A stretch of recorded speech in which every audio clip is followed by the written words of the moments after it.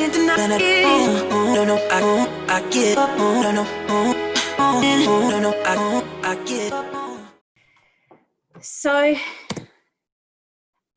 what I'm going to go through today is a quick overview about Adelaide, a little bit of information generally about the university, and then our Go Beyond Scholarship, our 6 colleges and some of our courses, a little bit of a COVID update and what's happening in terms of future intakes, and the study options for semester 2 and beyond, as well as some entry requirements, and then we'll open it up to questions and answers. So whatever I don't cover through the general information, we can definitely go through in more detail in the question and answer section at the end. So to start with, just to get a bit of a sense of where Flinders is located, we're right in the south of Australia. So down the bottom there, you can see 12 hours from Johannesburg, 16 hours from Nairobi. You can get a little bit of if you're not from those 2 cities, you can get a bit of a sense of where we're located. And some information about Adelaide. So Adelaide is the capital city of South Australia, and South Australia has a very Mediterranean climate. So we have basically all 4 seasons. At the moment, we're sort of mid-winter, so it's getting a little chilly here, but it is still beautiful days. And yeah, we get the full 4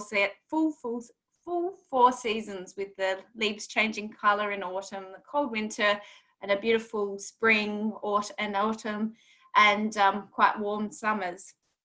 So Adelaide is one of the in the top 5 most livable cities in the world, and it is the #1 most affordable city in Australia. So approximately about 20% cheaper than living in Sydney or Melbourne.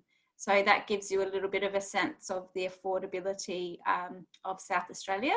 So there's about 1.67 million in the state.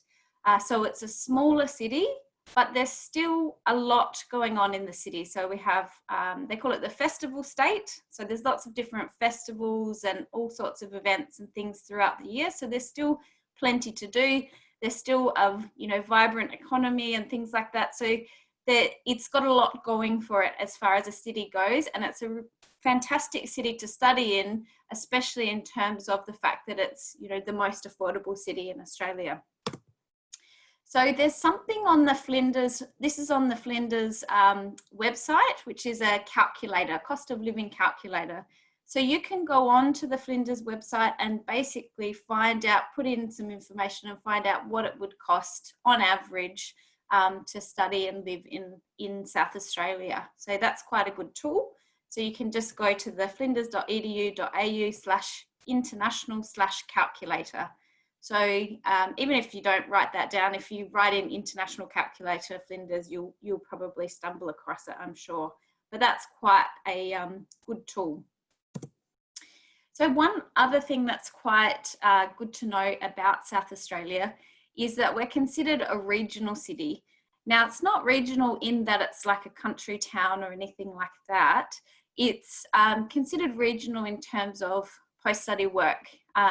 So what that actually means is when you study in Australia for 2 years at higher ed level, at either undergraduate or postgraduate, and you've studied for 2 years, you're eligible for a 2-year work visa after you finish.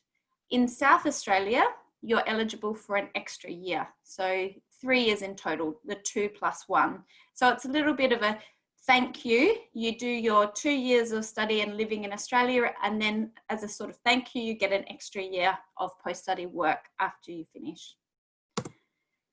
So this is some information about Flinders University, just a some general information. So Flinders was established in 1966 in what they consider the golden age of where there was a lot of funding going on. And there's some pretty exciting news for Flinders around that. Most recently, we've just moved up to I'd have to double check, but I think it's like place 35 or something in the world in terms of golden age universities, and the only one in South Australia that's in that bracket, and I think one of 3 in Australia or something. So really good news for Flinders University. We were established in 1966, 26,000 students. Of those 26,000, about 5,400 from over 90 countries. So a very diverse classroom. There's not really any one country that's sort of dominant within the classroom. We have a very good diversity and a lot of domestic students as well. A high amount of domestic students as well as international students. So it makes for a very good learning experience for students, which could be why we're number 1 in South Australia in terms of the overall experience, as well as number 1 for teaching quality, learning engagement, and student support.